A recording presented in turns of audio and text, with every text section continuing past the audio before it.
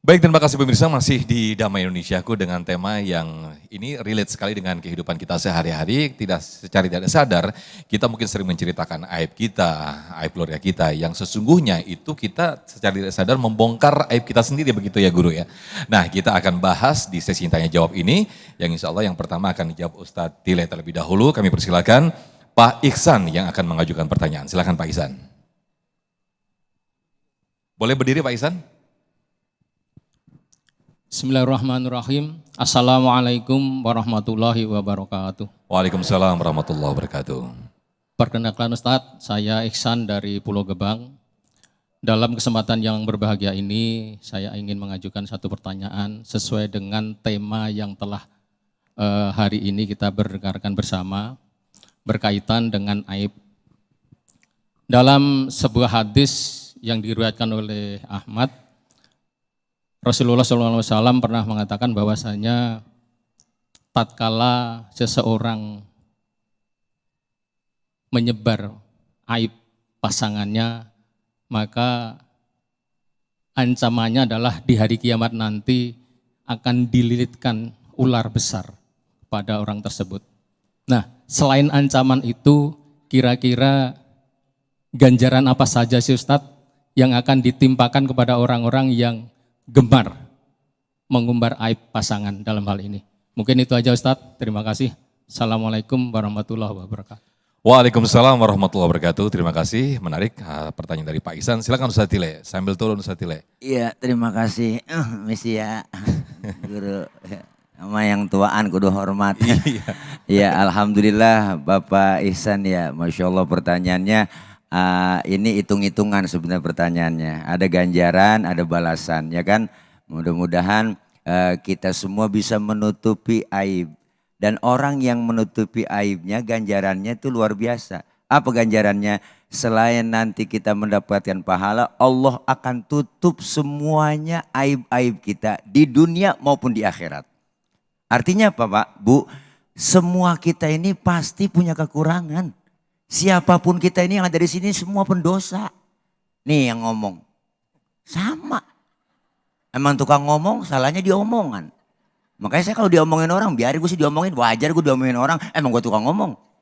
Ya kan ibu, ya kan bu, ya kan bu, ya kan bu, ya bun. Iyalah, artinya apa? Semua kita pasti punya kekurangan, punya aib. Nah bagaimana caranya kita untuk terus bisa menutupi aib orang lain atau aib suami atau aib istri kita. Kenapa? Semakin kita buka berarti semakin kita buka sendiri aib kita. Ya Bu, ya Bu, ngomong yang baik-baik, yang enak-enak. Bahkan kalau ada yang kurang enak di hati ya kan, ada yang jelek, kita tutupin, kasih tahu orang yang baik-baik aja, yang enak-enak. Fa amma bi ni'mati rabbika fahadits. Ketika kita dapat nikmat, kasih tahu orang, tetangga bilangin. Makanya disebut ada syukuran. Kan kita kalau hajatan tuh kan ngasih tahu Bu ya, bahwa kita dapat nikmat, orang lain merasakan nikmat yang kita rasakan. Kan sekarang lain. Banyak orang yang berpikir ketika orang senang itu jangan dia dong, seharusnya senang buat gua gitu Bu.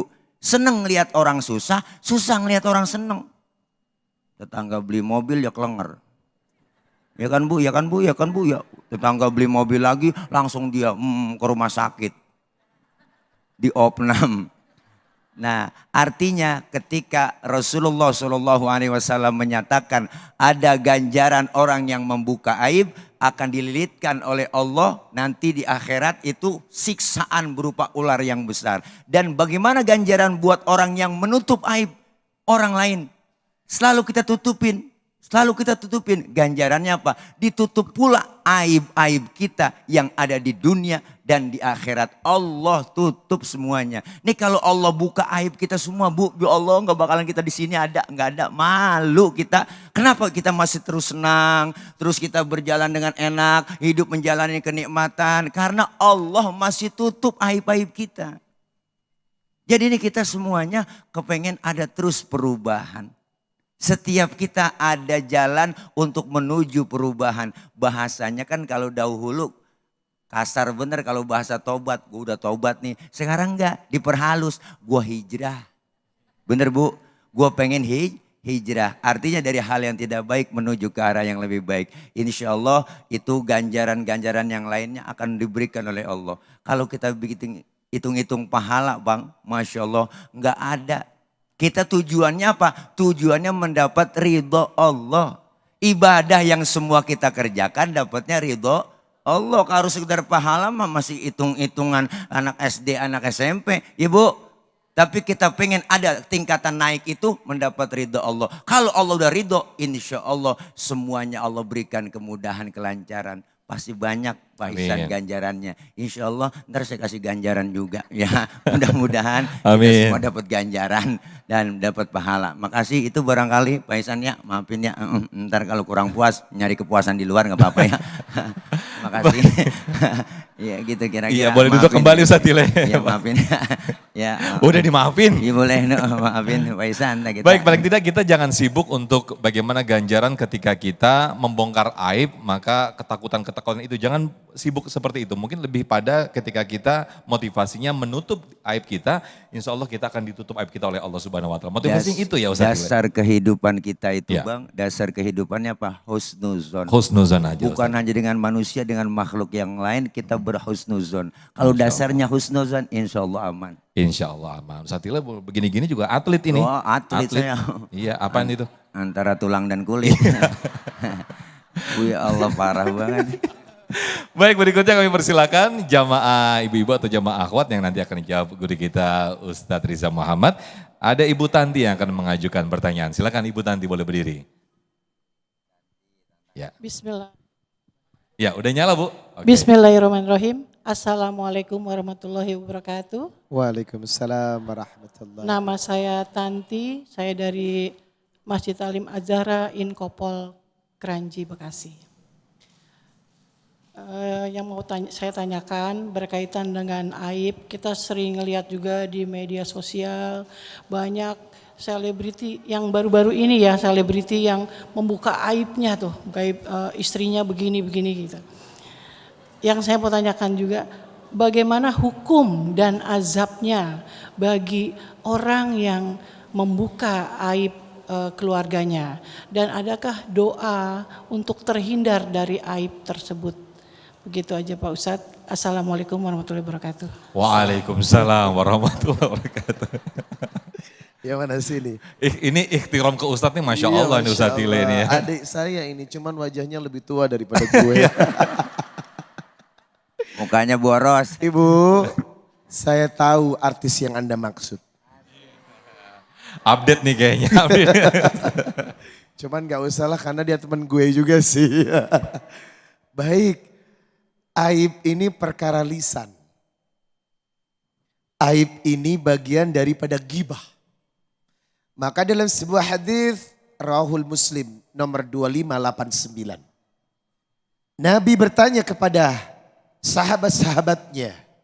Qala atadruna mal ghibah.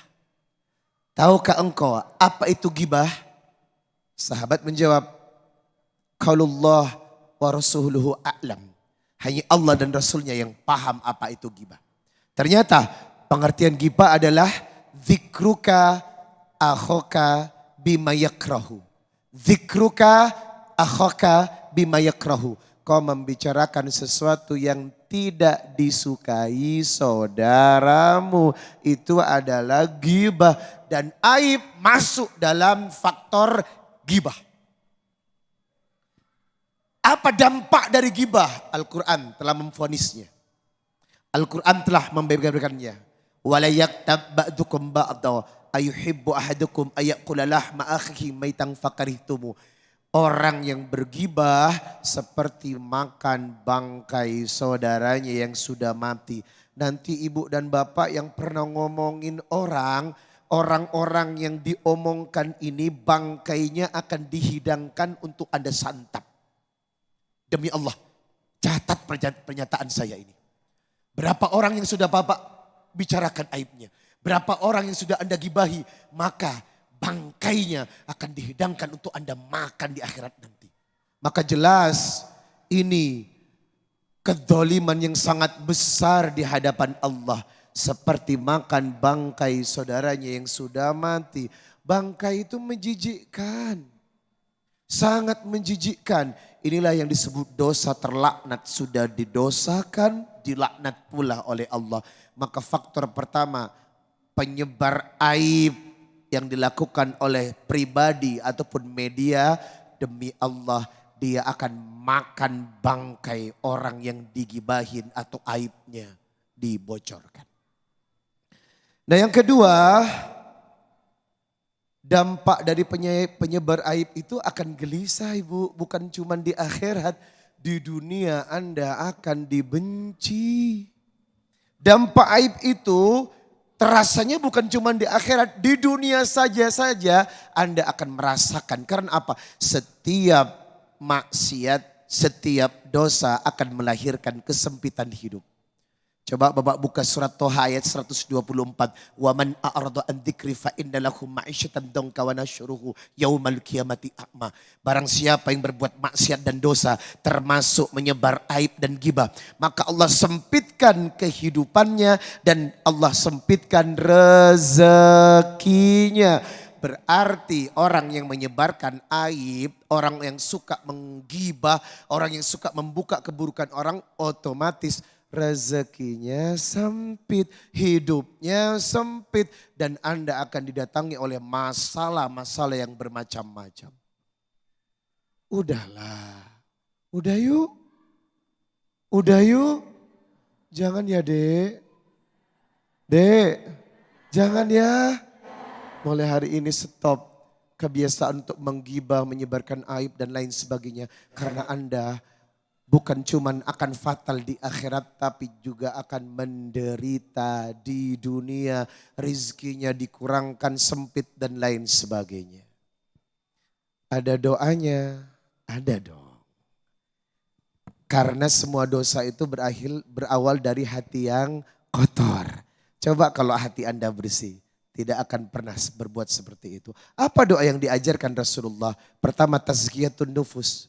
Koreksi hati dulu, sucikan. Ya mukallibal qulub, tsabbit qulubana ala dinik. Ya mukallibal qulub, tsabbit qulubana ala taatik.